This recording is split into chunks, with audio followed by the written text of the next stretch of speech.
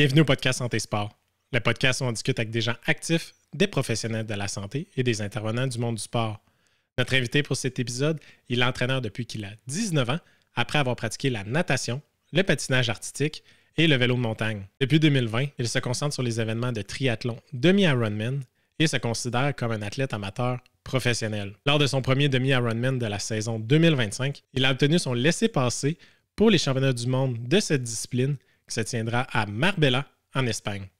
Veuillez accueillir Guillaume Smith.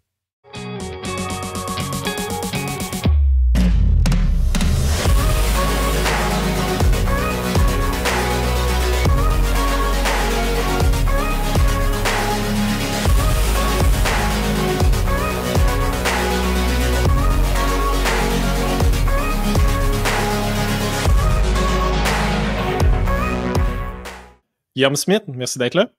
Merci de m'avoir invité. Tu es nouvellement papa depuis septembre 2024. Ouais. Il y a 2 semaines à peu près, tu as fait un demi-Ironman en Californie. Ça a été quoi le changement du sentiment? Comment le sentiment au fil d'arrivée des compétitions a évolué au fil du temps quand tu n'étais pas papa et maintenant que tu es papa? ça frappe fort. Il y a un sentiment de purpose beaucoup plus grand qu'auparavant.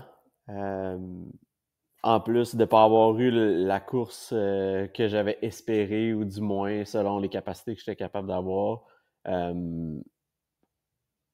Trouver du positif pendant que ça allait pas bien, ça a vraiment été juste de penser à mon gars. Puis c'est ça qui m'a fait continuer, en fait. Donc, c'est là que tu réalises que souvent, c'est des fois plus mental que physique, parce que le physique, clairement, il avait été entraîné, il avait été préparé. Mais quand ça lâche, puis que c'est ton mental qui reste, ben c'est là que ça devient très intéressant. Fait qu'un sentiment de purpose beaucoup plus élevé. Puis tu sais, ça se transmet aussi à la discipline que j'ai eue depuis que mon gars est né. J'ai jamais eu autant de discipline là, en termes d'entraînement, puis mes stats sont montés. Tout est dans le growing. Là. Il y a une vidéo, une photo que tu as mis sur Instagram. Tu es sur le vélo avec le bébé dans la coquille à côté. Là. Ouais. Ça a été ton congé parental, le trainer avec le bébé sur le côté? Ouais, exact. T'as quand même une grosse saison qui s'en vient. Elle a déjà débuté avec Oceanside en Californie. Tu l'as mentionné, ta course a été un peu moins été. Veux-tu revenir sur ta course un peu? Ouais, ben en fait, puis avec rétrospective, je trouve que c'est vraiment des difficiles sur soi-même. Je pense qu'à parler avec d'autres gens qui ont fait Oceanside quelques fois, qui c'est une grosse course, c'est un stacked field, tout le monde va là pour se prouver un peu en début d'année. Puis je réalise après avoir dit tout ce que j'ai dit, c'est que finalement tout le monde un peu s'est senti comme ça. Tu te sens vraiment pas tout le temps 100% sharp au début de l'année.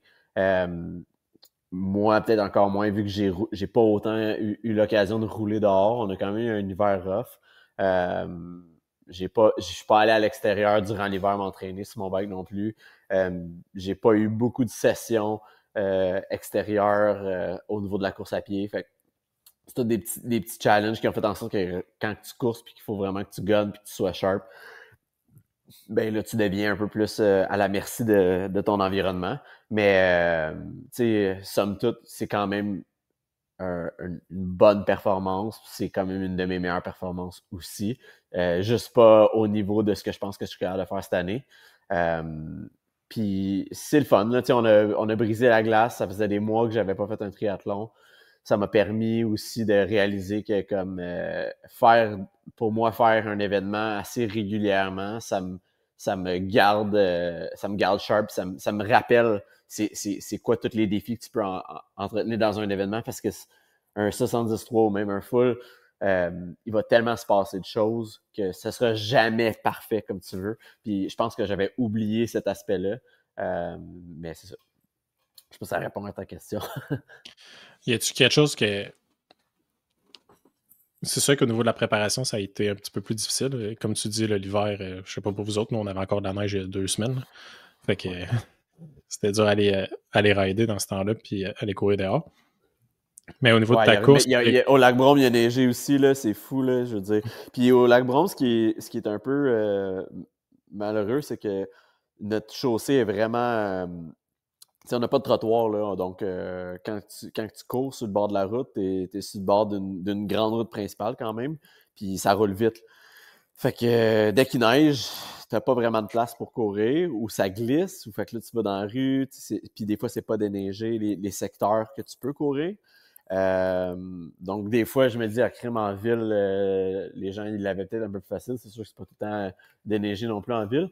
Mais, tu sais, nos pistes cyclables, ils étaient pas déneigés non plus. C'était raboteux. Je veux dire, c'était juste aucune qualité d'entraînement de course, du moins quand tu veux aller vite. Je pense que pour les trail runners, c'est parfait parce que ils développent d'autres qualités athlétiques. Ils travaillent des différents points d'appui. Je pense que c'est bon pour le corps, mais pour quelqu'un qui essaie d'aller vite à la course puis de vraiment développer une certaine capacité, c'est juste désagréable. ouais, je te dirais que cette année, à Québec, ça a été ma première hiver que j'ai vraiment couru dehors tout le long de l'hiver. Avant, j'étais un gars de tapis aussi. Là. Mais cette année, ce que j'ai remarqué, c'est que les trottoirs étaient vraiment bien déneigés dans la ville de Québec. Ah, c'est Moi, j'étais bien. en banlieue, puis j'ai couru des fois en ville. Puis c'était vraiment impressionnant. Là. Il neige dans la nuit. Le matin, je suis capable d'aller courir sur le trottoir. Je trouve que j'ai été choyé à Québec pour ça. Là. Ah, ben c'est bien. Ouais, j'en rêve. On n'a pas même vu, par contre. Non, c'est ça. Au niveau de ta course, pour revenir sur ta course, est-ce qu'il y avait quelque chose au niveau de la nutrition que tu as fait différemment? C'était vraiment plus préparation en général, là aussi? Il y a un OK, nouveau au bébé qui est niveau de la arrivé. Là. préparation de ma nutrition, ça doit être une des affaires qu'on a le plus testé dans les derniers mois parce que pas que j'ai eu nécessairement des défis nutritionnels dans le passé, mais on a l'opportunité d'avoir un environnement contrôlé quand on fait du indoor trainer, contrôler un peu comment tu sues, tout ça. Fait que presque toutes mes longues sessions sur le bike de janvier à mon premier événement, je me pesais avant et après les sessions. Puis si j'allais uriner, ben on calculait aussi combien que j'urinais. Fait que ça peut être quand même assez crazy. Quand on voulait vraiment savoir combien que je perdais de poids, aussi pour voir comment d'eau j'avais besoin, on testait des quantités de glucides et de sodium différents parce que dans le passé, j'ai eu des défis au niveau des crampes. Puis je suis quand même un heavy sweater, là. Donc, j'ai quand même besoin d'un petit peu plus de sodium que les recommandations. Donc, j'essayais de me tenir à 1000 mg de sodium à l'heure par 750 millilitres. Donc, si je buvais un petit peu plus que 750 millilitres, j'allais chercher peut-être un petit peu plus de sodium, mais sinon, on essayait de garder un ballpark de 1000 mg de sodium à l'heure. Fait que si je faisais une session de 3 heures de bike, mettons, puis 30 minutes de course, on visait peut-être un 3500 mg de sodium rendu là. Puis aussi au niveau de l'intensité, si l'intensité était un peu plus élevée, ce niveau de quantité, cette quantité-là était vraiment nécessaire. Un niveau d'intensité plus bas, moins, parce que tu sues moins, tu pousses moins des watts. Puis là où ce qu'on a été travailler aussi, c'est de travailler la capacité à combien de grammes de carbs je peux manger aussi à l'heure. Parce que le but, c'est pas de juste prendre ce que tu as besoin. Le but, c'est d'essayer d'en prendre le plus possible pour être le plus performant possible. Donc, en entraînement régulier, sans nécessairement en train d'entraîner l'intestin, j'allais chercher du 75-80 grammes à l'heure au moins. Puis j'ai fait des tests pour voir est-ce que je suis capable de prendre du sang sans que ce soit une course, sans que ce soit à la plus haute intensité. On a fait le checkmark là-dessus, c'était une réussite. Maintenant, c'était de voir qu'est-ce que je pouvais prendre, que je digérais bien. Est-ce que de mélanger trop de sortes de suppléments différents, c'était négatif? Est-ce que c'était mieux juste de stick à un brand? Puis après ça, ça a été de voir est-ce que je suis capable de prendre plus que 100 grammes à l'heure. Parce que c'est là que ça devient le défi. Est-ce que tu vas faire du GI de stress? Puis finalement, tu sais, c'est ça. Quel produit fonctionne? Est-ce que je suis capable d'en prendre plus? Finalement, je me suis déjà rendu jusqu'à 110 grammes à l'heure. Puis en fait, à Oceanside, c'est ça que j'avais testé, c'est ça que j'avais préparé pour avec tous les tests qu'on a fait, avec tout le rapport qu'on avait sur 3 mois, je savais qu'est-ce que je devais prendre à Oceanside, je savais j'allais pas avoir extrêmement chaud, que j'allais pas extrêmement suer. Surtout en sortant de l'eau, l'eau était super froide, fait que c'était pas un facteur où j'avais besoin de reprendre du sodium. Fait que j'avais tout arrangé pour que sur le bike, je sois à 115 grammes à l'heure de carbs. Pour que je sois justement, j'en avais pas besoin d'en prendre autant sur la course. Sur la course, j'avais prévu de prendre 75 grammes à l'heure. Mais là, quand j'ai eu un flat en vélo, fait qu'au 35e kilo, j'avais déjà bu une de mes bouteilles. Fait qu'une de mes bouteilles avait 90 grammes de carb avec 1000 mg de sodium.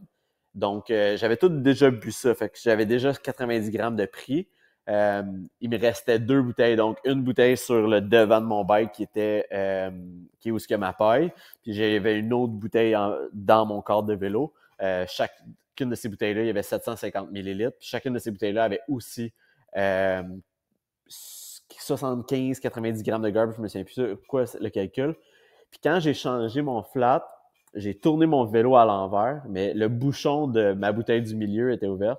Puis ma bouteille, dans le fond, en avant, c'est une bouteille ouverte, là. Je veux dire, c'est pas scellé parce que justement, elle est du bon sens sur le vélo, mais si tu le vires à l'envers, toute l'eau va couler. Puis j'ai changé mon flat, tout ça. Avec rétrospective, honnêtement, le flat a pris 6 minutes à changer. Là. C'est vraiment pas dramatique. Là. J'ai déjà travaillé dans les bike shops. Ça a vraiment été vite comme changement de flat. Pour moi, c'était une éternité, mais quand j'ai regardé sur mes stats, c'était juste 6 minutes. C'était pas une si grosse perte. Quand même, mais ce qui était le plus dramatique, c'était de vraiment avoir perdu 1,5 litre d'eau, 1500 mg de sodium, puis à peu près 100 quelques grammes de carbs, exactement, je peux pas dire. Donc, tu sais, j'avais amené des gels sur mon bike en cas, mais pas assez pour compenser sur le 100 quelques grammes de carbs de perdu. Fait que c'était quand même difficile d'aller pousser la même intensité puis par rapport aux mêmes entraînements que j'avais fait dans les mois précédents. Tu sais, j'avais tellement testé, je m'étais tellement entraîné à minimum 75 grammes à l'heure, j'étais même pas là. Puis t'as quand même réussi à te classer pour les Worlds. Ouais, ça c'est un autre bon point, mais oui. Malgré tout ça, t'as réussi à te classer, puis le World, on va prier pas de flat, ça devrait bien aller. Ouais, il y a une couple d'affaires que je vais faire. J'ai une couple de changements que je vais apporter sur mon bike de toute façon, mais le parcours à Oceanside il est connu pour flatter. Là, c'est vraiment raboteux, c'est de la vieille asphalte, c'est rough, c'est ça. Es-tu quand même, ça qui est pas tant neuf, elle vient-tu chaude au fil de la journée? Pas tant que ça. C'est pas super chaud. Tu sais, la Californie, ça va être c'est la 4e fois que je course en Californie. 2e fois Oceanside, mais j'avais déjà fait d'autres courses. J'avais fait Santa Cruz puis Indian Wells dans le passé. Puis il n'y a pas une fois que c'était vraiment chaud. Là.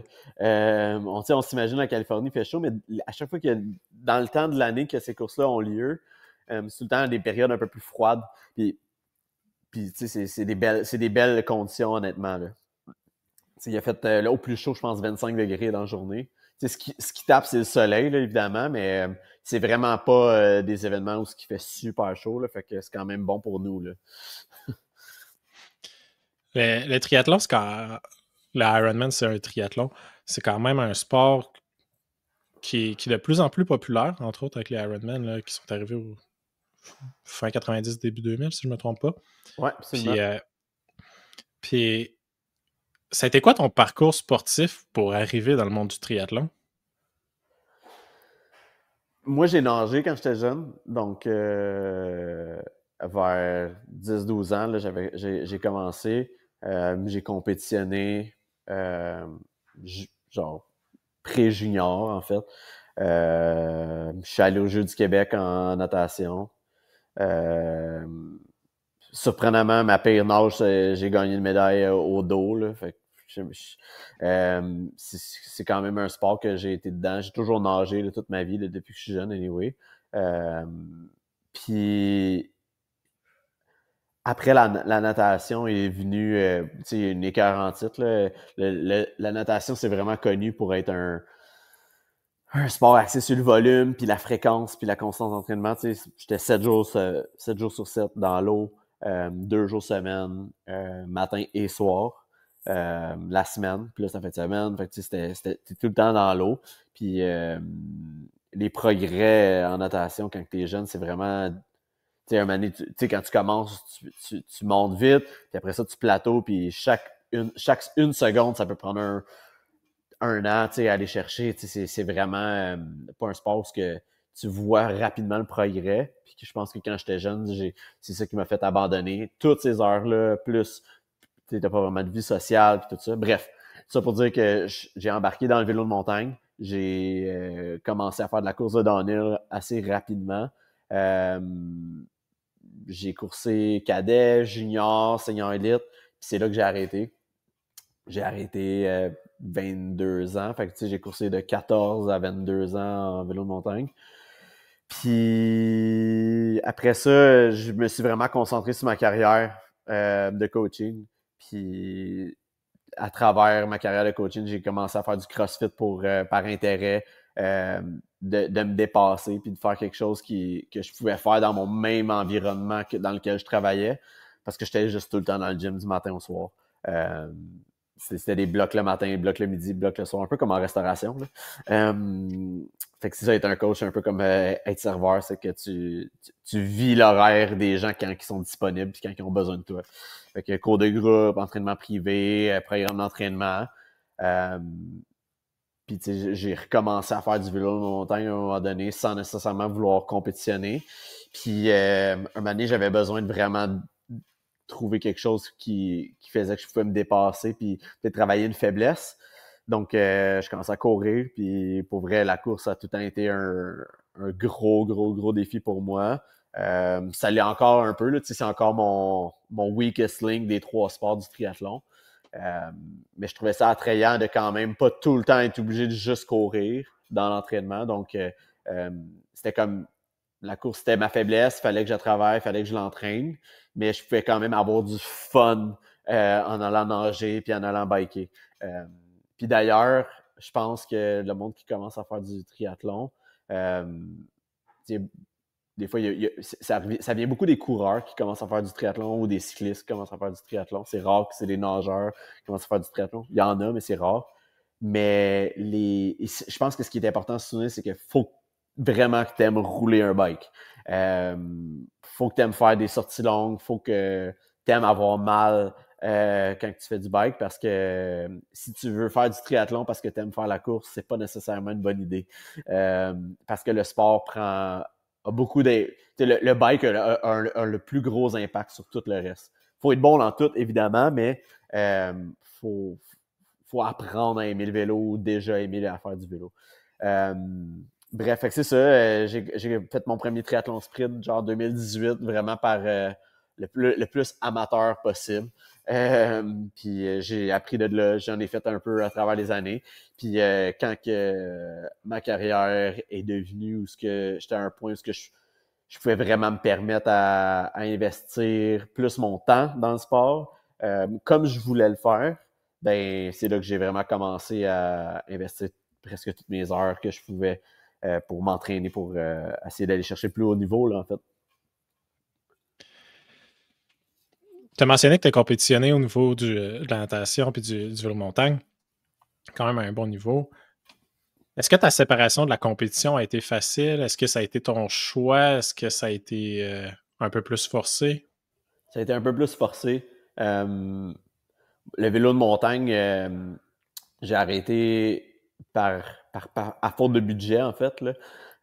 Ça me coûtait 15-20 000 par année, mettons, compétitionner, me déplacer aux événements. Euh, il n'y avait pas beaucoup d'événements au Québec. On allait dans l'Ouest, j'allais aux States. Euh, Tu gagnes pas vraiment d'argent. Tu dépenses presque tout sur ton bike, à moins d'avoir vraiment des bons partenaires. Ma dernière année, j'avais vraiment eu un bon arrangement, un bon partenariat avec un bike shop puis Trek, avec des pro deals qui s'offrait à nous, mais c'est que tu mets tout l'investissement que tu as, plus à la fin de l'année, tu finis en dette là, si t'es pas dans les meilleurs, puis si tu gagnes pas des vrais contrats. Fait que ça devient que ça reste quelque chose qui doit rester récréatif si t'es pas backé. Fait que moi, c'est là où ça m'a arrêté. J'étais juste tanné. Ça faisait une couple d'années que je finissais l'année endetté plutôt que à profit. Puis à un moment donné, tu deviens vieux puis tu te réalises, ça va-tu être ça ma vie, tu sais. Fait que Puis les années suivantes, est-ce que il y a un certain temps avant que tu tombes dans le triathlon? Est-ce que ces années-là, la compétition t'a manqué? Quand même. Mais c'est ça, j'étais vraiment focus, puis tout mon temps était à travailler. Fait que à trouver des gigs, puis je faisais pas juste j'ai commencé, oui, avec de l'entraînement privé, énergie cardio. Je travaillais au centre à Rosemont-Montréal, je travaillais à Granby pour aller chercher des heures de plus parce que j'avais encore un pied à terre là. Je travaillais dans un gym de CrossFit à faire des cours de groupe. La fin de semaine, je travaillais dans un magasin de linge de sport puis de souliers de CrossFit.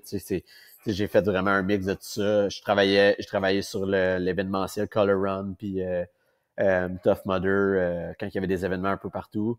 Fait que dès que je pouvais aller chercher des gigs qui me rapportaient un peu plus, ben je le faisais. Puis je disais vraiment oui à tout. Là. Je prenais n'importe qui était moindrement un peu motivé ou qui avait besoin d'un coach, je disais oui, puis je prenais tout ce que je pouvais, les heures, je pouvais travailler 1 heure, pas avoir de clients pendant 1 heure, je travaillais 1 autre heure, puis je pouvais faire ça toute la journée, là. Fait que je ferais plus ça là, mais c'était un passage que je devais passer à travers, là. Puis il y avait pas de online training comme qu'il y a là. Puis là, ce que je fais en ce moment, puis de la façon que je programme des gens puis que je fais des suivis clients avec mes athlètes, ben j'aurais pas pu le faire. Je pense que ça prend vraiment une expérience sur le terrain avant de pouvoir commencer à faire ça.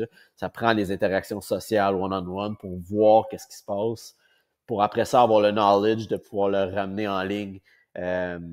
Parce que ça va jamais être gagné si tu commences directement en ligne, à mon avis, là. Puis toi, tu t'es formé comment pour devenir coach? Ben moi, j'ai étudié à l'Université de Sherbrooke. J'ai transitionné après ça à l'Université de Montréal. Moi, j'ai pas fini mon bac, là.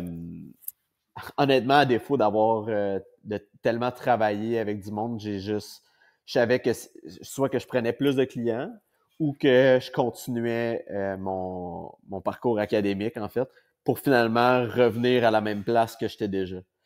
Fait que c'était un peu une décision difficile, puis honnêtement, je l'ai encore sur l'ego, là, de pas avoir complété comme quand j'aurais pu. Mais avec rétrospective, je regrette rien, là. J'ai des merveilleux athlètes. J'ai encore du monde que ça fait 8 ans que je coach. Je veux dire, je peux pas être plus heureux que je suis là. Puis, on va parler un peu plus tard de tes clients et comment tu fais leur préparation. Mais toi, avec ton expérience, quand tu te prépares pour un Ironman et tout, Mm. tu le fais-tu par toi-même ou tu as un coach? Je l'ai fait dans le passé. Moi, j'ai un coach. Ça a changé ma vie. OK. Ah ouais? Ça a changé ma vie. Puis au début, je voyais ça avec un coût, mais je me disais que si moi, je chargeais des clients, je devais comprendre aussi c'était quoi aussi l'effet de payer pour le même type de service. Puis ça m'a appris beaucoup, autant sur le point de comme avoir des attentes envers son coach, puis avoir des attentes envers ses clients. Euh, puis la raison pour laquelle ça a le plus changé ma vie, c'est que ça a arrêté de me compliquer la tête à penser à mon propre entraînement quand je devais déjà penser à l'entraînement de 30, 40, 50 athlètes différents, là. Donc, puis honnêtement, c'est un petit peu comme du recherche et développement, là. Donc, tu sais, je peux avoir des conversations avec mon coach qui peut m'être utile aussi pour quelqu'un d'autre que je coach. Puis, euh, moi, je trouve que c'est ça qui est la plus grande pertinence. Tu sais, j'ai eu d'autres coachs dans le passé pour d'autres choses. Puis à chaque fois que j'ai eu un coach, j'ai du succès. Puis à chaque fois que j'en ai pas eu, je me suis planté. Fait que c'est soit de t'entraîner trop avec l'émotion du moment. Je me sens de telle manière, donc je vais m'entraîner comme ça aujourd'hui. si tu te sens super bien, ça ne veut pas nécessairement dire que tu devrais aller courir 2 heures sur des intervalles. Peut-être qu'aujourd'hui, même si tu te sens bien, tu devrais en profiter puis juste aller courir 1 heure facile. Comme c'est un exemple, là. Mais même principe que genre, je me sens vraiment pas bien, je pense que je vais prendre un rest day aujourd'hui. Quand dans le fond, tu avais juste besoin d'une récup active ou d'une activation vraiment stimulante sur ton bike ou dans l'eau à la limite. Puis, est-ce que toi, personnellement, tu ressens un certain niveau de redevance envers ton coach dans le sens que, il m'a mis ça sur le training, sur le calendrier, il faut que je le fasse? Ouais, mais je stresse pas avec ça, là. OK. Je comprends. Tu sais, je suis quand même sharp, là. J'ai jamais de. Je pense que j'ai dû manquer 3 trainings depuis janvier là, qui avaient été planifiés. Là. Mais puis s'il y avait des fois, il y a des trainings qui n'étaient pas 100% complétés de la façon qu'ils devaient parce que j'ai dû modifier. Souvent, c'était même pas par rapport à la course, c'était souvent par rapport à la nage puis par rapport au bike, juste par rapport à comment je me sentais cette journée-là. Là. J'étais pas, mettons, sous mon A1. Là. Mais c'est un accountability for sure. Puis, mais tu sais, je suis tellement driven, je suis tellement motivé par rapport à mes objectifs que dans ma tête à moi, même si j'ai pas nécessairement envie de faire quelque chose, je le fais pas par rapport à ce que c'est sur mon plan, je le fais parce que je me dis que si je suis à mon événement, puis que ça va pas comme que je veux, puis que j'ai manqué tel et tel training, je vais m'en vouloir de pas l'avoir fait au bon moment. Puis avant, j'avais pas ce mindset-là. Puis quand je me programmais moi-même aussi, parce que si je l'avais pas fait, c'était ma décision à moi de pas l'avoir fait. Tandis que là, c'est la décision de quelqu'un d'autre qui me suggère de faire quelque chose. Fait que je me dis que si j'arrive à un événement et que ça va pas comme que je veux, ben je vais m'en vouloir automatiquement. Je vais, je vais relier ça d'une certaine façon à ce que j'aurais dû rentrer telle heure de training de plus. Bref, c'est ça. Tu te considères-tu comme un athlète facile à coacher ou tu peux être demandant? Je pense que je suis facile à coacher. Je donne du feedback quand que c'est nécessaire. Je pense que c'est facile aussi parce que je sais ce que moi j'aime recevoir de mes athlètes. Puis souvent, j'ai des athlètes qui me donnent pas de feedback, puis qui pensent qu'ils sont pas high maintenance à cause de ça. Mais souvent, j'ai plus besoin de courir après eux parce que j'ai plus besoin de savoir qu'est-ce qui se passe dans leur tête, dans leur mindset, dans leur feeling, dans leur corps. Fait qu'un client qui donne plus de feedback, souvent, c'est plus pertinent. Maintenant, après ça, il faut que le feedback soit pertinent aussi. Il y a une façon de donner du feedback. Puis, je peux pas... Faudrait quasiment écrire un livre là-dessus sur comment donner le bon feedback. Mais souvent, c'est juste de résumer comment on se sent, puis où est-ce qu'on va, autant sur le point de vue mental que physique. Là. Puis, au niveau d'un triathlon, ta préparation cet hiver là, pour Oceanside qui est arrivé, tu as dû te préparer un 16 semaines, 18 semaines? Je suis tout le temps en train de me préparer, mettons, Okay. pour que si jamais un événement arrive, je suis prêt, mais on a fait quand même une bonne base de training depuis le 15 décembre, genre. Mais tu sais, je rentrais tout le temps des semaines de au moins 12 heures. Puis de janvier jusqu'à mars, ça a monté jusqu'à 17. Ouais. Fait que tu sais, j'étais tout le temps entre le 12 puis 17 heures d'entraînement. La Ça semaine ressemble à après quoi? Oceanside, j'ai droppé à 7 heures, ce qui était ma plus petite semaine depuis 1 an. Mais la raison pour laquelle on a pris cette semaine-là, c'est que on sait que j'ai une grosse saison devant moi. J'ai 2,73, un full. Puis après ça, j'ai comme un 14 semaines avant le championnat du monde. Fait que c'était pour pas trop me brûler tout de suite. Là. Ouais, non, quand tu arrives en saison de compé, faut descendre le volume un peu. Là. Bon, ouais, c'est ça, 100%. Ça ressemble à quoi une semaine typique de quelqu'un qui se prépare pour un Ironman? Ça dépend des forces et faiblesses. Puis, mais typiquement, quelqu'un qui a un horaire un peu plus régulier, puis qu'il peut tout le temps répéter les entraînements de la même façon, qu'il n'y a pas de défi au niveau des horaires de piscine, moi, mon horaire, c'est aussi simple que je nage 3-4 fois semaine. Cette année, 4 fois. Je vais nager le lundi, mercredi, jeudi, vendredi. Euh, je vais biker puis courir le mardi. Je vais biker et courir le samedi, puis je vais courir le dimanche. Puis après ça, tous les extras rentrent en dessous de ce que je t'ai dit. Fait que si on veut stacker le volume un peu plus, il va y avoir des séances de vélo de récup. Il va y avoir de la musculation un peu à travers tout ça. Les musculations, c'est souvent les mêmes jours que la natation. Parce que moi, je trouve que ça va mieux pour moi de ce côté-là, au niveau de l'horaire. J'ai pas besoin. C'est moins time consuming parce que la nage, c'est vraiment time consuming pour moi. Mon déplacement vers la piscine étant le facteur le plus limitant. Fait que faire de la muscu 30-45 minutes, ces mêmes journées-là, c'est vraiment pratique. Versus nager puis biker 2 heures après, ça marcherait pas dans une journée de mon côté. Mais après ça, quelqu'un qui est très bon nageur, puis qui a peu de temps, je vais peut-être les faire nager 2-3 fois semaine. Même 2 qui sont vraiment bons. Quelqu'un qui est dans la nouveauté puis qui commence à se développer comme nageur 3 fois semaine, tant qu'à moi, c'est primordial parce que à chaque 48 heures que tu n'es pas dans l'eau, tu perds le fil de l'eau. Tu es tout le temps en train d'essayer de te rattraper. Tandis que si tu nages souvent, tu n'es pas toujours obligé de faire des sets d'intensité. Sauf que si tu nages pas souvent, tu es tout le temps obligé de gonner puis d'essayer de créer un nouveau stimuli d'entraînement.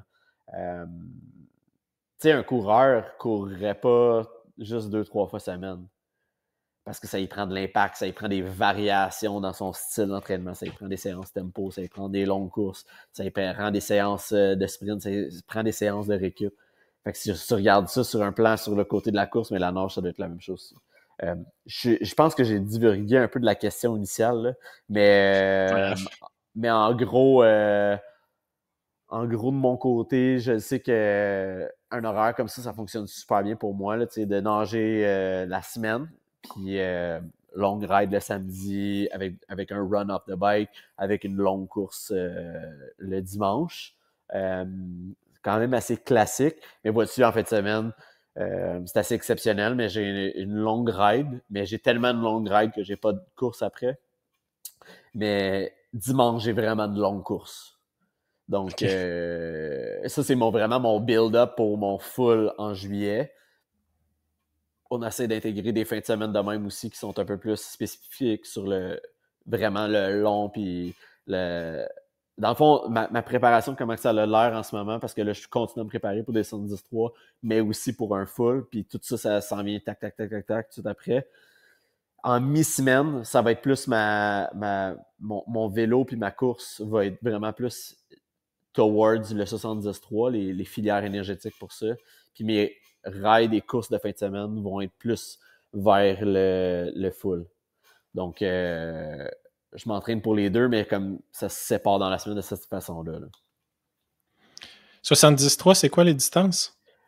1900 mètres de nage, 90 kg de bike, 21 km de course. Puis tu fais le double pour un... Tu fais le double pour le full, ouais. C'est un premier pour moi cette année. Cette année, ça me prenait un défi autre que de juste essayer de chasser des temps. Puis j'ai pris une décision un peu à la dernière minute en décembre-janvier pour faire un full. Plus pour comme me souvenir pourquoi j'avais commencé les 73. Parce que le feeling de mon premier 73, je m'en souviens encore. C'était nouveau, j'avais pas de. J'espérais un certain temps que j'ai réussi, mais je pense que j'ai fait 5h40. Je voulais faire en bas de 6 heures. C'était quasiment un flop, cette course-là, quand tu y repenses. J'ai à peine mangé, j'ai à peine. C'était vraiment la nouveauté, mais je pense que c'est ça qui a fait que c'était le fun, d'avoir vécu ça. Puis là, j'arrive avec un bagage pour le full, évidemment, mais j'ai pas d'attente envers cette full-là. J'aimerais ça faire en bas d'11 heures, puis c'est assez réaliste là, selon mes stats. Fait que c'est ça. C'est pas mal. C'est l'objectif dans l'année qui n'a pas rapport aux chiffres, mais plus sur le journey. Là. Good. Tu as parlé que tu entraînes une couple d'athlètes, une quarantaine, là, tu mentionnais une quarantaine. T'en as-tu encore à peu près 40? Ouais, c'est dans ces eaux-là. J'ai toujours un nouvel athlète par mois, puis un qui fait une transition, soit qui arrête. Il y en a qui reviennent. C'est vraiment volatile comme ça, mais annuellement, c'est pas mal ça la moyenne, je te dirais. Là. Plus que ça, Puis,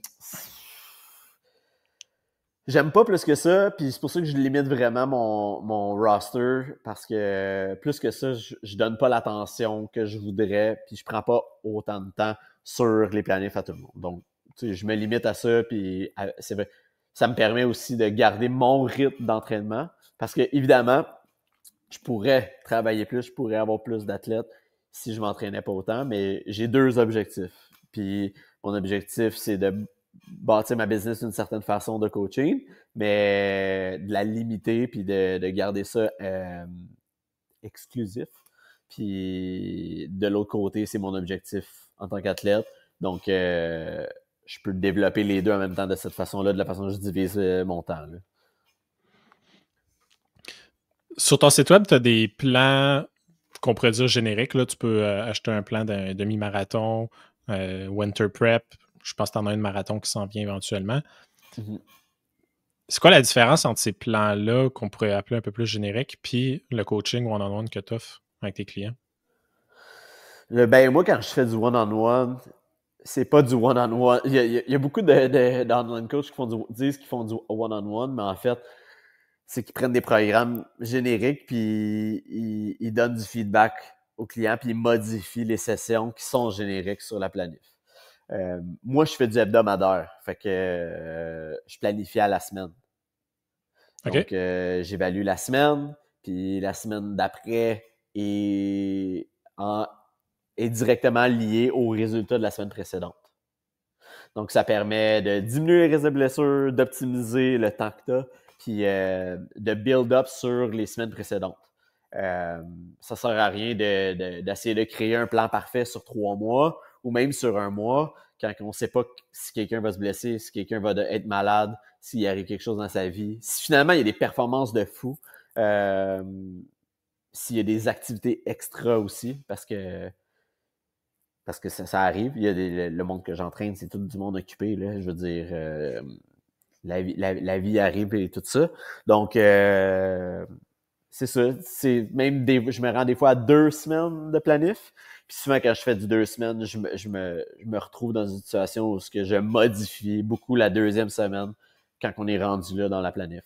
Fait que des fois, je me donne peut-être un peu trop de troubles, mais c'est honnêtement l'unique façon que moi je vois qu'il peut avoir du progrès chez quelqu'un. Je dirais, je l'ai vécu un peu cet hiver. Moi, j'avais pris un plan générique. Je ne le cacherai pas, je l'ai adapté parce que je tripe là-dessus. Là. Je tripe sur le sport et l'entraînement. Puis, j'étais arrivé une journée, je faisais mes intervalles.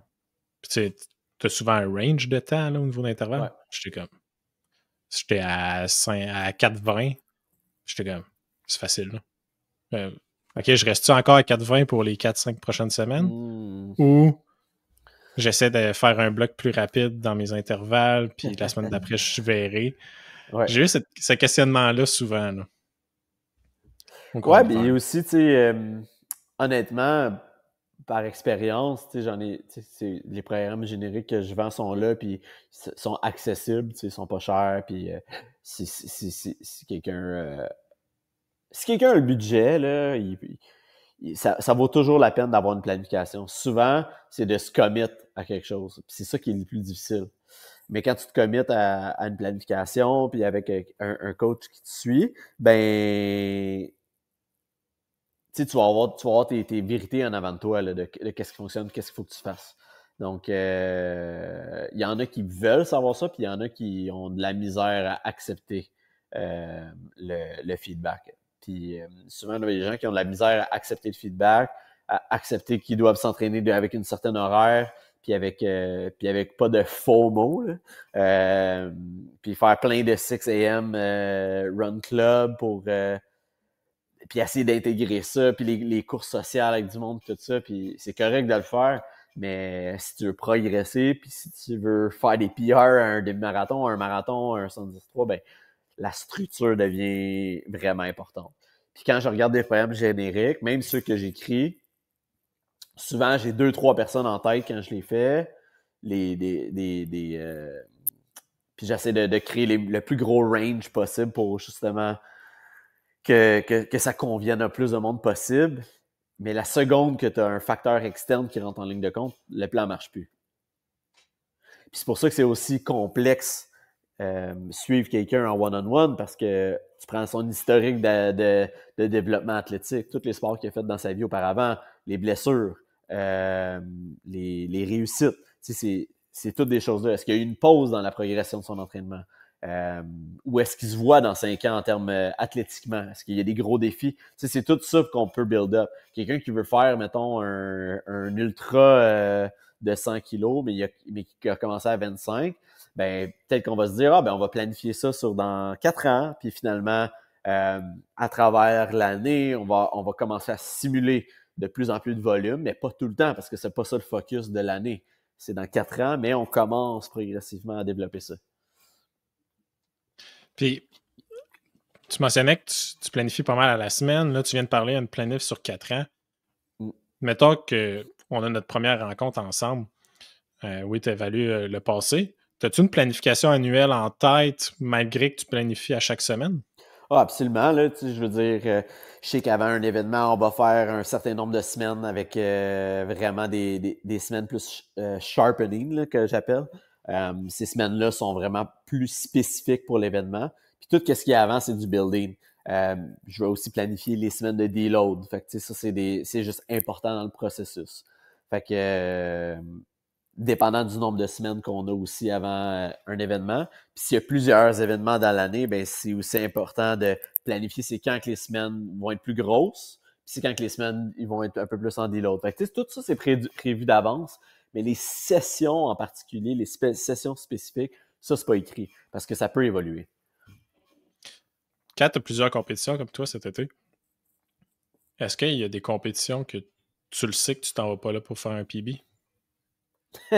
Ben Oceanside, c'était supposé d'être ça. Puis tu sais, je sais que j'étais pas au meilleur que je vais être cette année, mais on veut toujours être à notre top. Mais ben, ça va probablement être ma course C de l'année, là, si on veut. Mais oui, c'est sûr là, que tu sais, je sais que tu sais, les courses que on l'a pas dit, mais dans le fond, dans 3 semaines, je m'en vais à Chattanooga, au Tennessee, sur un 73. Puis 4 semaines après, j'ai Tremblant 70-3. Et puis Tremblant, après en avoir parlé avec mon coach, j'ai un autre 3 semaines avant Placide, qui est mon full. Mais Tremblant, je vais probablement pas taper. Tremblant, je vais rentrer dans la course avec un peu plus de fatigue que d'habitude. C'est le but. Fait que je vais peut-être très bien faire à Tremblant, là, who knows. Là. Je vais essayer de faire. Je vais donner mon meilleur à la journée, mais je vais pas arriver là avec le meilleur taper. Puis je sais que la semaine d'après Tremblant, je serai pas en deload. Parce qu'après chaque 73, j'ai tout un petit deload. On repart. Mais je sais que la période de Tremblant, c'est juste un build-up vers Placide. Fait que c'est correct. C'est ça que je voulais anyway. Là. Quelqu'un qui a un horaire chargé et qui veut quand même bien performer, c'est-tu possible? Absolument. C'est quoi les conditions 80% des gens que je coach, c'est des parents. La moitié de ces parents-là, ils ont au moins 2 enfants. Tous ces gens-là, c'est du monde qui travaille à temps plein. C'est tous des gens qui ont des carrières, puis c'est tous des gens qui trouvent le moyen d'être disciplinés puis d'être organisés dans leur horaire. Je pense que la clé du succès, c'est de partager tes objectifs avec ton environnement. Fait que, tu sais, si t'es en couple, ben, c'est de le partager, évidemment, avec ton partner. Puis je l'ai vu avec des athlètes le plus qui en parlaient avec leur partenaire de vie, c'est que tu partages qu'est-ce que tu as besoin, puis cette personne-là peut t'aider aussi dans cette organisation-là, puis elle est là pour te rappeler quand tu n'as pas le goût d'aller t'entraîner, d'y aller. puis l'horaire où c'est créé en conséquence. Quand tu veux, tu as toujours moyen. Puis, tu sais, moi, mon horaire est quand même assez flexible dans ma vie, fait que mais avec un enfant, puis avec tous les clients que j'ai à suivre, je veux dire, il faut quand même que je reste discipliné, mais j'ai l'impression que des fois, quand quelqu'un est plus occupé, est plus discipliné, puis il a plus de succès. Souvent, c'est ça qui arrive. Les gens que j'entraîne qui c'est les plus occupés, c'est souvent ceux qui ont le plus de succès dans tous mes athlètes. C'est ça. Y a-t-il une loi pour ça? Je sais pas, moi je la connais pas, mais il y a pas une quote qui if you want something done, give it to a busy person. Ouais. Ouais, puis le monde occupé vont toujours trouver le temps. Mm-hmm. Ça revient aussi à pourquoi je fais de la planification hebdomadaire aussi, puis que mon suivi avec le monde que je coach, c'est pas genre on se voit une fois par mois, puis on se parle de ton mois. Non. Si quelqu'un a besoin de me parler, si quelqu'un a besoin de m'écrire, puis de me demander quelque chose, non, on le règle tout de suite. Puis quand c'est réglé tout de suite, ben on sauve tellement de petits problèmes qui peuvent accumuler par la suite. Là. Puis tu sais, moi dans le sport-études, j'ai fait du sport-études en secondaire 5. J'ai compétitionné tout le long de mon secondaire, un peu comme toi. Puis, tu sais, moi, l'hiver, ma plus grosse hiver, c'était 8-9 fins de semaine en ligne de compétition. Puis, tu sais, des amis, on peut-tu se voir pendant l'hiver? Ouais, dans 4 semaines, j'ai une dispo le jeudi soir. Ouais. Puis, là-dessus, j'ai un ami qui était conseiller financier, il travaillait 60-70 heures par semaine. Puis il trouvait le temps de rencontrer les clients.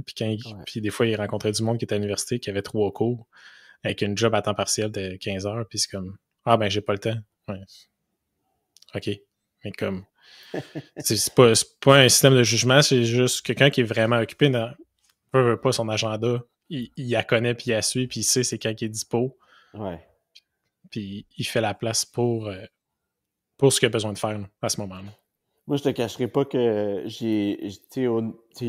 ça a eu des répercussions. Tu sais, mettons, les 2 dernières années de préparation physique, puis de la quête en mes objectifs, autant professionnels qu'athlétiques, a eu un impact négatif sur certaines relations sociales, je te dirais. Puis je l'ai réalisé avec le temps parce que si tu passes pas du temps puis si tu développes pas certaines choses avec certaines gens qui comprennent pas nécessairement qu'est-ce que tu fais ou qui le vivent pas, c'est difficile. Je me suis entouré un peu plus de gens qui vivaient les mêmes objectifs que moi, autant au niveau de d'autres coachs que de d'autres athlètes dans mon cercle. Je me suis entouré de un peu plus de gens qui faisaient du triathlon aussi, fait que ça m'a aidé aussi à pouvoir connecter avec des gens qui vivaient les mêmes struggles, puis les mêmes réussites aussi. Puis c'est un beau petit circle. On n'est pas beaucoup, mais je pense à 2 gars avec qui j'ai une conversation tout le temps. Tous les jours, on se parle. Fait que on a chacun des coachs différents, on a chacun des objectifs différents.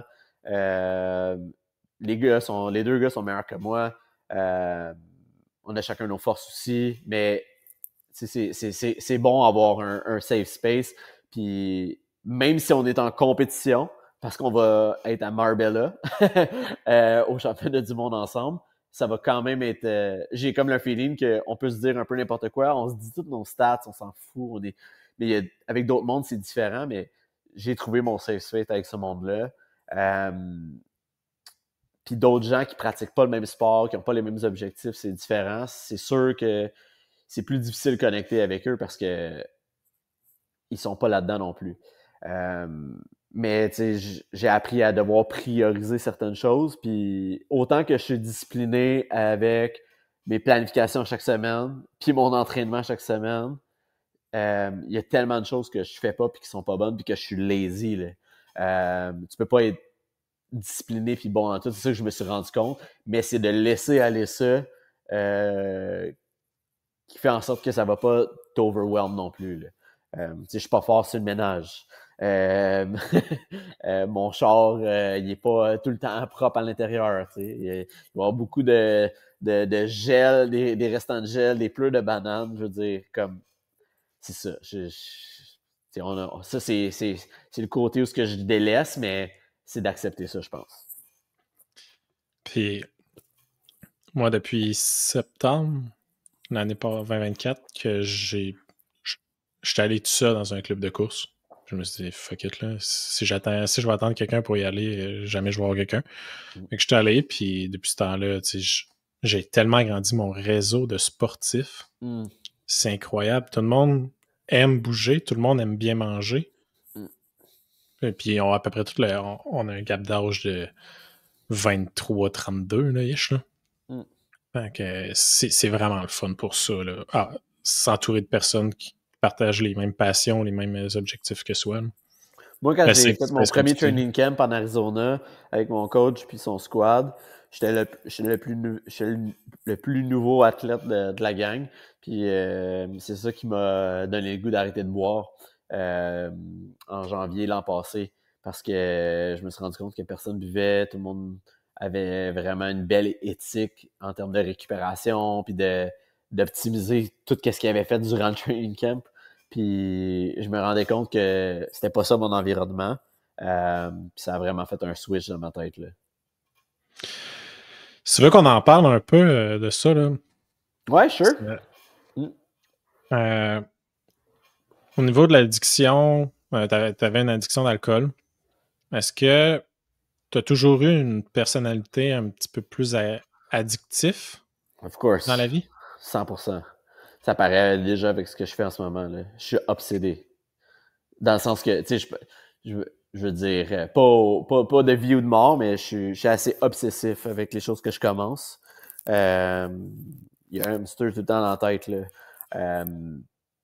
Fait que c'est sûr que l'alcool, ça l'a été. Tu sais, je pense pas que j'étais la personne, tu sais, je me saoulais pas à tous les week-ends puis tout ça, mais je pense que c'était facile pour moi de prendre un verre à chaque fois que je finissais, mettons, du sport parce que, tu sais, c'est un peu la tradition quand tu finis de biker, quand tu finis de courir, tu sais, il y a tellement d'opportunités sociales tout le temps partout. De prendre une bière, puis c'est pas grave, mais comme quand ça fait 3-4 fois par semaine que tu fais ça, à un moment donné, tu te poses la question comme c'est peut-être too much. Puis moi, j'étais pas capable d'avoir le contrôle, j'étais pas capable de dire ben cette fois-ci non, puis cette fois-ci oui. C'était tout le temps oui. Fait que je pense pas que j'étais abusif en termes de quantité, mais je pense que c'était juste que j'étais pas capable de dire non quand que l'opportunité était là. C'est là que j'ai réalisé que j'avais aucun contrôle sur ce que je voulais vraiment au niveau de ma consommation d'alcool. Puis c'est ça, tu sais, mon training camp en Arizona en janvier l'an passé m'avait fait réaliser ça. La semaine suivante, j'ai su que j'allais devenir papa. J'ai juste tout de suite décidé, j'ai même pas besoin d'en parler à personne, c'était juste comme it's over. Je dis pas que je vais jamais reboire, je vais peut-être prendre un verre de vin en Europe, dans un vignoble, je sais pas, mais dans une situation comme ça, mais je me verrais pas me racheter une caisse de bière ou une bouteille de vin pour ramener à la maison. Je pense pour vrai, tu sais, j'ai dit ça là puis on verra, mais honnêtement, je me vois plus le faire puis j'ai plus le goût. Puis je vois l'effet que ça a positivement sur mon entraînement puis sur ma concentration quand je travaille, sur ma relation avec ma blonde. Fait que je pense que... Puis de toute façon, quand tu vieillis, tu récupères moins. Fait que c'est une affaire de plus qui va me limiter. Ça me tente pas. Puis, l'alcool est un dépresseur. Est-ce que tu le prenais pour noyer quelque chose ou c'était juste parce que c'était social que t'es un gars de party puis t'es un gars de fun, fait que t'en prenais une puis Je t'en suis pas prenais tant un deux? gars de party, mais quand j'étais fâché ou stressé en fin de journée, je pouvais m'en prendre une. Quand que j'avais eu du succès, j'en prenais une. Fait que tu sais, j'avais pas vraiment de... Le pattern n'était pas tout le temps pareil, sauf que il était souvent. Puis à mon avis, il était trop souvent. Il fait soleil dehors, go. C'est comme toutes les occasions étaient bonnes. C'est comme quelqu'un qui veut perdre du poids, mais que à chaque semaine, il se ramasse à aller à toutes les fêtes à tout le monde, puis il mange du gâteau tout le temps. C'est comme. Là, c'était pas un bon exemple. Mais tu peux comprendre que chaque occasion était bonne pour boire un verre quelconque. Puis honnêtement, ce que j'ai réalisé avec les sans-alcool, c'est que je peux aller chercher le même goût, puis l'espèce de même feeling de on relaxe, on célèbre. C'est juste d'avoir quelque chose dans les mains, puis de boire, puis c'est ça au bout de la ligne. Tu sais, je trouve qu'à Star, il y a tellement de possibilités de boissons sans alcool qui t'amènent un peu le même contexte social que si c'était vraiment l'alcool que tu voulais, peut-être que tu peux te diriger vers autre chose. En tout cas. Ouais, tu sais, quand j'étais plus jeune, je me rappelle, ce que tu avais de sans alcool, c'était une Bex. C'était tout. Là. Puis, au fil des dernières années, ça a juste explosé, là, surtout au Québec. Là. Ouais. C'est rendu qu'il y a des, pas des allées, mais il y a des frigidaires quasiment complets de sans alcool à l'épicerie. Ouais, absolument. Il y a du choix de tout. Puis tu vois aussi les épiceries qui mettent en valeur leur section de sans-alcool, puis que c'est simple, puis que c'est facile à choisir. Il y a des épiceries qui font vraiment des belles jobs à justement ça, puis il y a du choix, c'est bien présenté, ils sont tous là, tu n'as pas besoin de les chercher individuellement par rapport à chaque compagnie. Puis tu vois les épiceries qui le font pas aussi bien, tu vois où ce que... Mais je pense que, tu sais, Athletic Brewing, là, j'avais écouté un podcast avec justement le fondateur de Athletic Brewing, puis il y a la plus grosse croissance aux États-Unis dans le domaine des boissons prêt à boire? Hein? Prêt à boire? Ouais, exactement. Prêt à boire, c'est ça. Fait que c'est surprenant. Puis en même temps, tu as le decline de toutes les compagnies de bière externes. Ouais, non, la génération Z, ils boivent plus tant d'alcool. Non, hein? Okay. Non, puis tu sais, on va parler au Québec, là. Tu sais, à Québec, Grand Allée, s'est rendu quand même vide. Puis ils ont quand même mis beaucoup. Tu sais, je pense que le dernier clou dans le cercueil de Grand Allée, ça a été la loi que ceux-là que les apprentis conducteurs peuvent pas conduire quelqu'un entre minuit ou 6 heures le matin. Quelque chose du genre. Côté-moi pas là-dessus, là, mais la loi ressemble à ça. Fait que quelqu'un, tu sais, moi j'ai été la génération de les chauffeurs désignés. Tu peux aller dans les bars puis tu avais un 7-Up donné gratos. Ouais. Mais là, aujourd'hui, c'est comme non, je peux même pas lifter, là, je peux même pas être chauffeur désigné entre telle heure et telle heure. Fait que là, c'est comme ben, puis un taxi à Québec, c'est 60$ à partir de la banlieue à aller en ville.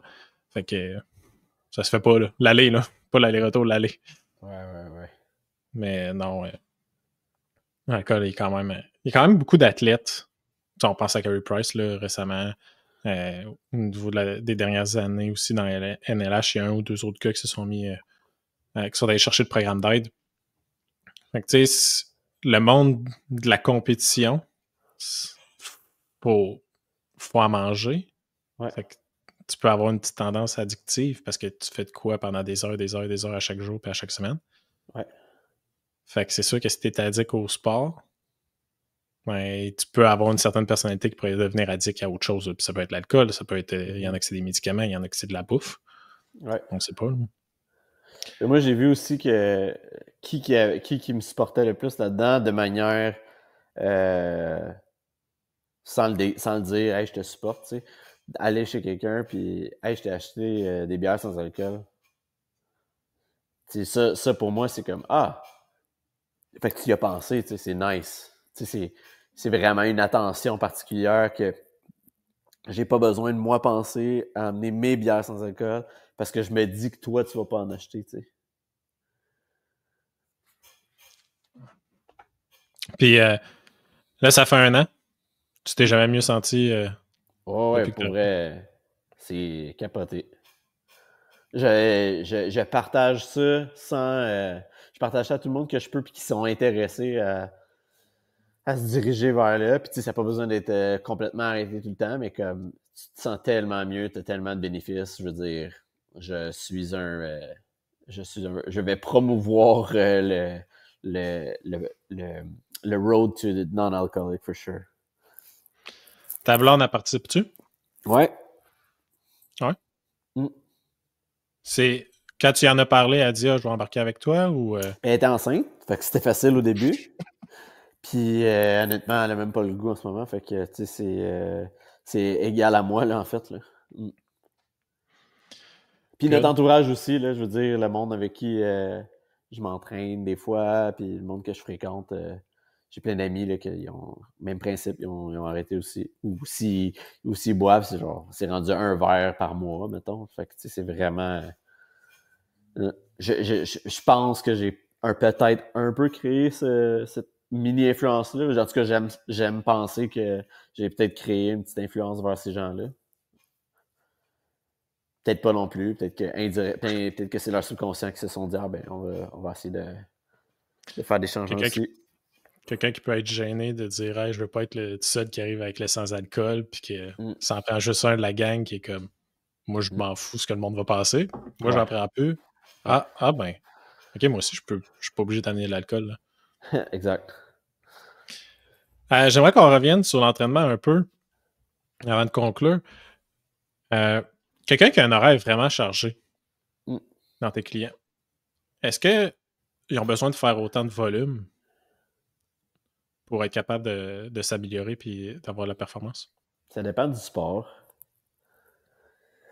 Ça dépend du sport. Le sport du triathlon, dans les sports d'endurance, puis le ultra trail qui est similaire en termes de nécessité de temps est assez similaire. Mais tu peux juste t'entraîner aussi longtemps puis aussi fort que ce que tu peux récupérer aussi. Fait que même si tu as le temps, ça ne veut pas nécessairement dire que tu devrais t'entraîner autant d'heures. Quelqu'un peut me dire « Hey, je peux m'entraîner 15 heures, j'ai ce temps-là. » Ouais, mais peut-être qu'à 15 heures, tu récupères pas bien puis tes sessions, c'est tout de la merde en termes de qualité. Ça vaut pas la peine non plus. Mais quelqu'un qui est super occupé, ça dépend. Tu sais, c'est du cas par cas, je te dirais. Mais je pense que c'est vraiment du cas par cas. Quelqu'un qui est vraiment occupé, peut-être qui a 1 heure par jour, c'est quand même 7 heures dans une semaine, ce qui est quand même très adéquat pour les sports d'endurance. Pour le triathlon, peut-être un peu moins. Pour la course à pied, fine. Pour le cyclisme, fine. Le triathlon, on est comme dans le minimum. Là, fait que si ça requiert, avec les 3 sports à pratiquer puis un peu de muscu, on est déjà à 6-7 heures pour une semaine typique pour quelqu'un qui va faire un olympique, mettons. Mais c'est ça. Mais je pense que c'est juste de trouver le temps. Là. Mais si tu avais un exemple sur, mettons, quelqu'un d'occupé, ça pourrait peut-être m'aider. Maintenant, quelqu'un qui arrive qui dit hey, moi, j'ai. Tu sais, ma session d'intervalle, je peux pas la faire pas sur 1 heure. J'ai 45 minutes le mardi. Puis là, dans le plan, tu me mets une session d'intervalle d'1 heure. On peut-tu la diminuer? Je peux juste courir le mardi, le jeudi, puis le samedi. Est-ce qu'il y a des manières de maximiser des périodes comme ça? Ouais, c'est sûr. Et moi, ce que j'ai en tête, c'est un peu... on a en training aérobie, tu as le pyramidal, puis tu as le polarisé. T'as pyramidal qui est plus volume, zone 1 à 4, puis polarisé que tu as un peu plus d'intervalle au travers. Ouais. Est-ce que tu peux jouer avec ces deux types-là d'entraînement aérobique? Ça dépend aussi du niveau de la personne. Là. Quelqu'un qui est plus débutant dans un sport comme la course à pied. Là. Si on prend la course à pied, là, parce que c'est quand même facile à expliquer, il a quand même besoin. Ça va être. Il n'a pas nécessairement besoin d'autant de temps. Il a besoin de développer sa qualité de vitesse de course. Il pourrait faire des strides à chaque séance, développer sa capacité aérobique, son efficacité aussi, fait que d'intégrer un petit peu de musculation post-course ou des 15 minutes ici et là à la maison, ça peut être pertinent. Quelqu'un avec plus d'expérience, bien là, on a besoin de jouer dans un peu plus de volume, puis on a besoin de rentrer dans la spécificité encore plus. Parce que la personne a tellement de bagages qu'on a besoin d'aller trouver c'est où qu'on doit le fine-tuner, là, si on veut. moi, je suis quand même polarisé là, dans la façon que j'entraîne. Là. Puis ça fait en sorte qu'il n'y a pas tant de sessions d'intensité, mais quand il y en a, it's hard. Sauf que les sessions faciles, je vais quand même mettre beaucoup de séances avec des strides. Fait que ça permet de garder l'activation dynamique puis un patron de course rapide. Fait que, tu sais, je pourrais souvent mettre 2 sessions d'intervalle par semaine. Quand même pas tant d'intervalles que ça. Une vraiment plus tough que l'autre, une courte, une longue. Puis à travers ça, des séances de course faciles, courtes, 30 minutes. Finir avec 3 à 5 strides à la fin. Des fois en uphill, avec une pente de 6 à 8% juste pour augmenter le power output parce que c'est plus difficile quand tu montes une côte. Ouais, il y a vraiment de quoi à faire avec la course à pied, je te dirais. Mais avec les autres sports, c'est plus dur. Ouais. Surtout La course à pied, c'est tellement accessible. T'sais, tout le monde peut sortir de chez eux et aller courir. C'est sûr que c'est pas les conditions parfaites tout le temps, mais ou même quelqu'un qui a un tapis à la maison. Là. C'est vraiment facile d'intégrer un système. Là. Puis à la limite, s'il n'y a pas beaucoup de temps à chaque jour, ben à la limite, des 15 minutes de jog, là, de récup, là, ça peut. C'est du volume facilement rentré. Là. Qu'est-ce que tu en penses, toi, de faire un certain nombre de pas par jour de marche? Oh. Je suis pas vraiment là-dedans. J'aime tellement pas ça Non? marcher. Tu J'aime préfères pas le marcher. faire, let's go. Je vais J'aime pas courir en heure. marcher, Puis j'aime pas hiker. Moi, je serais tout le temps sur mon vélo, là, fait que je préfère nager que marcher. Mais tu sais, à tous les jours, je fais 10 000 pas quand même. Là, fait que je dois monter les marches souvent, puis tu sais, je cours une journée sur 2, des fois tous les jours, ça dépend. Fait, mais ouais, j'ai toujours mon 10 000 pas, là, mais ouais. un gars qui fait des Ironman, il aime pas ça hiker. Ah non, j'aime pas ça hiker. J'aime pas ça hiker, j'aime pas ça marcher. Le seul moment où j'aime marcher, c'est quand je suis en voyage puis je visite une nouvelle ville. Quand je suis allé au Maroc, je pense que je marchais 20 km par jour, tu sais. Puis je voyais pas ça comme de la marche, là. Je voyais plus ça comme de l'exploration. Puis j'imagine qu'avec ton expérience dans des gyms commerciaux, tu as pu aller chercher ton expérience de musculation là-bas. Donc, tu es capable d'intégrer des plans de muscu avec tes athlètes. Moi, honnêtement, je dirais que c'est ça mon expertise. OK. Le renforcement musculaire pour les sports d'endurance, je dirais que c'est mon expertise parce que je comprends le sport de l'endurance, je le pratique. La musculation, c'est dans quoi je me suis le plus spécialisé pendant 10 ans. Les systèmes énergétiques par rapport à l'endurance, je connais ça, je suis bon. Il y a des gens vraiment meilleurs que moi, mais moi, je sais que je suis quand même dans les meilleurs en termes de la planification de la musculation autour de la course à pied, autour du cyclisme, autour du triathlon. Parce que il y a tellement de complexité qu'on n'imagine pas au niveau d'une périodisation de muscu. Puis qu'est-ce qui est pertinent avec l'endurance? Parce que les coachs de juste muscu qui ne travaillent pas avec l'endurance, souvent ce que j'ai vu, c'est qu'ils vont appliquer leur périodisation classique de comment devenir plus fort, plus endurant, tout ça, à l'intérieur d'un plan de muscu, à l'intérieur d'un plan d'endurance, ça marche juste pas. Parce que l'endurance, c'est des blocs qui montent dans le temps. Fait qu'il faut que ce soit décroissant, en fait, avec la muscu. Il faut comme quasiment que tu vires une planif de muscu à l'envers. Que tu y ailles pas nécessairement en augmentant le volume, mais en maintenant, ou justement commencer une première semaine avec plus de volume, puis la diminuer à travers les semaines. Okay. Ou juste tout le temps répéter la même séance. Mais souvent, les coachs de muscu, c'est comme « Ah, mets plus lourd, mets plus lourd, mets plus lourd. Fais plus de reps, fais plus de reps, fais plus de reps, fais plus de volume, fais plus de volume. » Tu sais, mais ça marche pas dans un contexte de sport d'endurance. Good. Dernière question. Ouais, ça veut dire quoi? Ça veut dire quoi être en santé pour toi?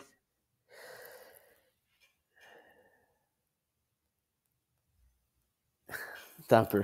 J'ai écrit de quoi récemment dans mon cell, puis ça a vraiment résonné sur moi.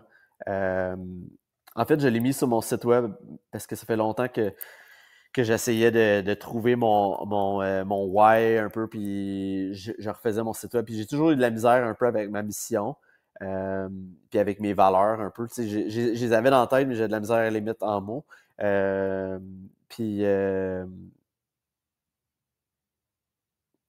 la santé pour moi, c'est d'avoir une définition de la performance individuellement. Fait que tout le monde a une vision de la performance individuelle. Je pense que la santé aussi. Je considère pas que ce que je fais en ce moment comme préparation physique pour tous les sports que je fais, c'est être en santé. Je pense que j'essaie de push le limite par rapport à la performance. Fait que je suis pas nécessairement un exemple de ça. Sauf que pour moi, ma santé mentale, c'est. Puis par rapport à ce que je désire, c'est ça qu'il faut que je fasse. Je sais pas si ça répond à ta question. Si je la mets dans d'autres mots, c'est que la santé n'a pas la même définition pour tout le monde. Exactement. Exactement. La santé n'a pas de définition pour tout le monde. Ça, je considère pas que je l'ai à 100%. Mais ça fait en sorte que souvent que je vais faire des meilleurs choix, comme arrêter de boire, manger d'une certaine façon, parce que je sais que si je mange de la friture puis trop de beurre, ben je vais écoper quand je m'entraîne. Fait que ça peut être ça qui fait en sorte que je suis plus en santé aussi. Si les auditeurs veulent te rejoindre, ils peuvent te trouver où? Sur Instagram, @g.smith avec un 1. Là, je sais pas si tu peux le mettre selon mon Instagram, mais sinon, sur mon site web. Puis sur mon site web, j'ai nouvellement une section Backyard Club. J'ai une nouvelle section avec les événements que je vais faire cette année. Puis je vais aussi faire des recaps après chaque course. Fait que j'ai déjà un recap sur Oceanside. C'est vraiment un long texte, c'est vraiment A à Z. Aussi une section avec les partenaires avec qui je me suis associé cette année. C'est ça. Ben, un gros merci, Guillaume, d'avoir été là. Ben, merci beaucoup. Salut. Merci de votre écoute et j'espère que vous avez apprécié l'épisode. Si ce n'est pas déjà fait, aimez et commentez. Et pour plus de contenu, suivez-moi sur Facebook, Instagram et TikTok. À bientôt.